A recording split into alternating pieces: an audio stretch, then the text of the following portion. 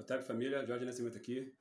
Família, vou tocar num ponto aqui que é muito sensível para nós, comunidade preta. Por quê? Porque existem muitos irmãos e irmãs que são protestantes. Leitores da Bíblia, fazem estudo bíblico, né? E muitas das vezes essas pessoas têm uma ideia equivocada a respeito do continente africano, da história do continente africano. Na maior parte do tempo, na verdade. Mesmo algumas pessoas que são do movimento negro evangélico e que precisam estudar a Bíblia. Não fazer estudo bíblico, estudar a Bíblia. O que significa estudar a Bíblia? Estudar a Bíblia significa partir do primeiro ponto. O que significa a palavra Bíblia? Estudar a Bíblia significa partir das epistemologias, né? Partir do significado das palavras, partir da compreensão da história das populações que são mencionadas na Bíblia. Dito isso, por que eu estou falando isso? E por que eu falei que eu vou tocar num ponto sensível que precisa ser tocado? No último sábado eu estava conversando com um irmão, né, que é evangélico, que é aluno do meu curso de História da África, a quem eu tenho profundo respeito por esse irmão, profundo respeito, ele sabe disso, né? Não vou citar o nome dele aqui, porque não há necessidade disso, mas é um irmão porque eu tenho profundo respeito, seríssimo, né? Um irmão que tem, sem dúvida nenhuma, muito a contribuir para a luta antirracista, como já tem contribuído para a luta antirracista. Mas ele me passou uma informação que é necessário que nós discutamos, nós que somos pretas e pretos, praticantes do protestantismo ou não. E é preciso que a gente conheça a história da Bíblia, a história, ou seja, estudar a Bíblia, como eu estava falando. Do que você está falando exatamente, Jorge? O que acontece? Ao longo da história, nossos irmãos e irmãs em África, nosso povo no continente, ele tem sofrido uma série de ataques do imperialismo, né? Ataques racistas. Ataques racistas vindo dos gregos, vindo dos assírios, vindo dos hititas, vindo dos hicsos, dos povos do mar, vindo dos árabes, vindo dos franceses, dos ingleses, portugueses, espanhóis, holandeses, alemães, franceses, em suma, das populações do berço setentrional. O continente africano, ele sofre de invasões de culturas e línguas e visões filosófico-cosmogônicas, visões religiosas, alienígenas, há milênios, não é de hoje, há milênios, né? E aí, particularmente entre as pessoas que hoje fazem o que eles chamam de missão ou missões no continente africano, que são pessoas evangélicas, e ainda que sejam pessoas evangélicas negras, ainda que essas pessoas estejam com ótimas intenções, eu não duvido disso, porque temos pessoas boas em todas as religiões, temos pessoas más em todas as religiões, temos pessoas boas que são ateias, então pessoas racistas que são ateias. Se é racista, não é uma pessoa boa, já começa por aí. Dito isso, por que eu estou falando isso? Porque religião não define caráter, ateísmo também não. Mas é preciso compreender, tá, que eu estou falando de história aqui. Ok, família? Estou falando de história. E estou falando da história do continente africano na antiguidade e na contemporaneidade. O fato de muitas irmãs e irmãos, pretos e pretas, serem protestantes e desconhecerem a história da Bíblia, das populações que são faladas na Bíblia, muitas das vezes faz com que esse entendimento eurocêntrico que se construiu aqui na diáspora e no berço setentrional, porque o eurocentrismo vem de lá, e que também atua em várias regiões do continente africano a respeito da história bíblica, faz com que esse entendimento seja nocivo, seja maléfico para as populações africanas do continente, cada vez que essas populações têm contato com visões alienígenas a respeito de um Deus que elas desconhecem, a respeito de uma história que não lhes diz respeito, a respeito de uma história que é alienígena e de um conceito de Deus que é alienígena para eles e para elas, para aquelas populações. Então, quando a gente ouve falar de missões de pessoas negras, ainda que negras, porém protestantes no continente africano, a título de querer ajudar aquelas pessoas, porque aquelas pessoas estão passando por dificuldades econômicas, dificuldades estruturais, e levar um alento para elas, na forma da religião, muitas das vezes esse alento, ele reproduz o colonialismo, ele reproduz visões raciais, visões racistas. Né? Não estou dizendo que os pretos façam uso do racismo, não é isso. Preto nenhum pode ser racista com ninguém, muito menos com outro preto. Eu estou dizendo que a forma como nós aprendemos a história bíblica é uma história errada, é uma história eurocêntrica. Eurocentricizada, como eu falei a primeira vez, há muito tempo num debate sobre Malcolm, lá no Sindicato dos Petroleiros. Há muito tempo. Né?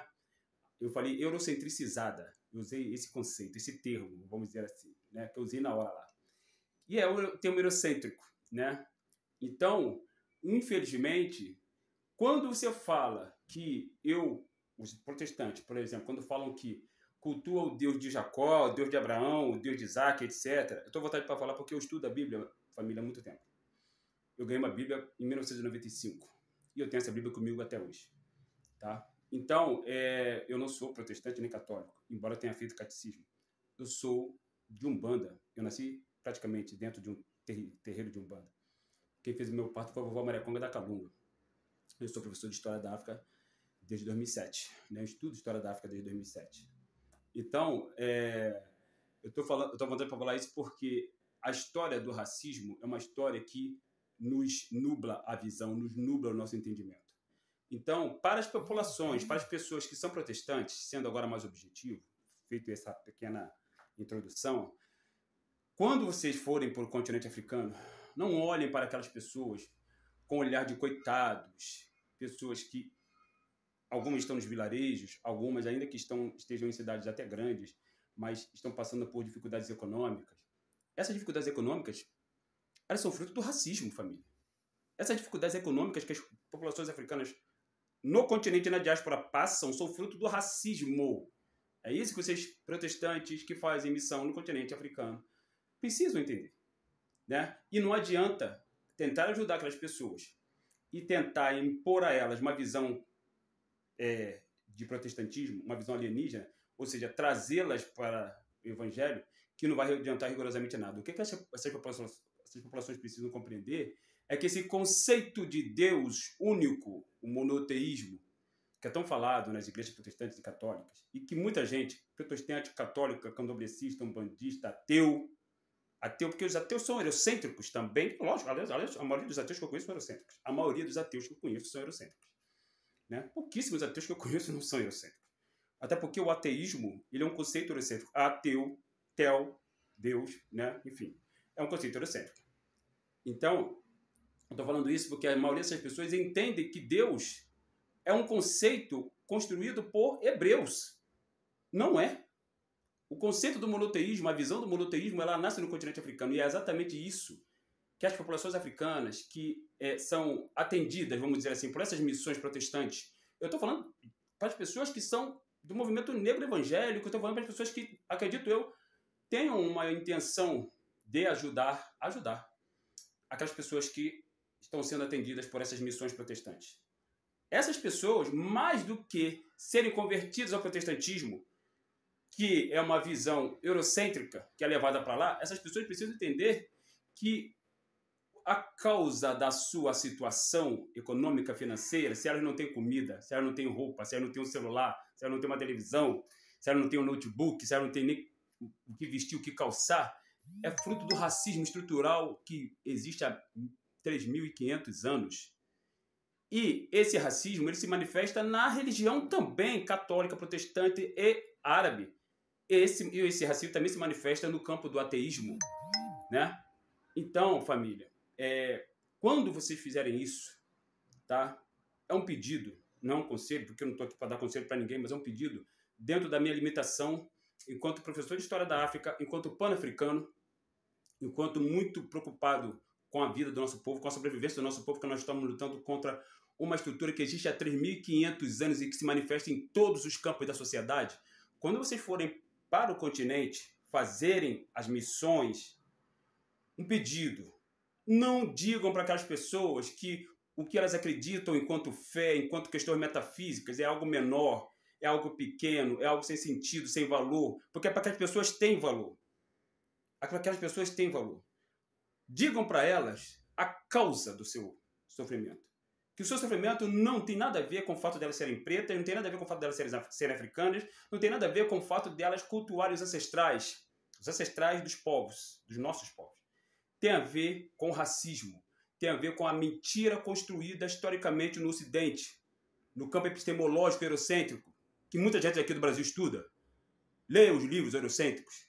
Tem a ver com isso. Tem a ver com a morte, tem a ver com a invasão, tem a ver com massacres de populações africanas há milênios. Tem a ver com a colonização que começa no século XIX, né? Embora o imperialismo já comece no continente africano já milênios atrás. Né? Se a gente for contar desde a invasão dos hititas, hicsos, etc. Né? Se a gente for contar daí, se a gente for contar dos gregos, dos romanos que invadiram o continente africano. Então, contem a história para essas populações, na medida do possível, mas para isso a gente precisa estudar, eu estou falando exatamente para as pessoas pretas que fazem missões no continente africano. Precisamos estudar a nossa história. Precisamos estudar a nossa história. Não tem para onde correr. Mas estudar a nossa história à luz do panafricanismo, não do eurocentrismo. Porque o eurocentrismo ele disse erradamente que na Bíblia todo mundo é branco. Na Bíblia, os cananeus que vocês leem, os amorreus, os egípcios, os cuxitas, os etíopes, os sabeus, são todos negros. Negros. E as provas científicas nós temos para sustentar os nossos argumentos. Porque história de religião você estuda, né? Ou seja, você estuda com base em pesquisa científica.